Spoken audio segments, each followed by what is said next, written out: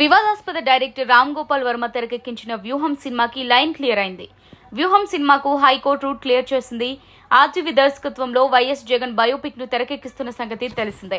వ్యూహం, శపథం 2 భాగాలుగా వస్తున్న ఈ సినిమాలో ఆల్రెడీ వ్యూహం సినిమా 2 నెలల కిందటే రిలీజ్ కి రెడీ అయింది. ఈ సినిమా నుంచి టీజర్, ట్రైలర్, సాంగ్స్ రిలీజ్ అయ్యి మంచి అంచనాలు అందుకున్నాయి. సరిగ్గా రిలీజ్ చేయాలనుకున్న సమయంలో టీడీపీ జాతీయ ప్రధాన కార్యదర్శి నారా లోకేష్ తెలంగాణ హైకోర్టును ఆశ్రయించారు.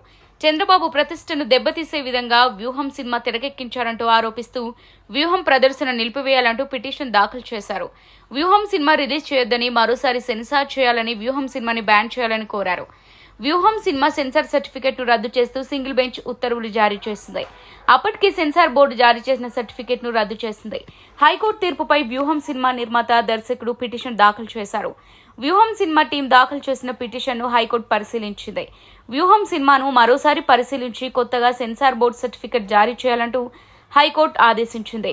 హైకోర్టు తీర్పుతో సెన్సార్ బోర్డు మరోసారి వ్యూహం సినిమాను పరిశీలించి యూ సర్టిఫికెట్ ను జారీ చేసింది. కోర్టు నిర్ణయంతో వ్యూహం సినిమా విడుదలకు రూట్ క్లియర్ అయింది. దీంతో ఫిబ్రవరి 16వ తేదీన వ్యూహం సినిమా గ్రాండ్ గా రిలీజ్ కాబోతోందని చిత్ర యూనిట్ ప్రకటించింది.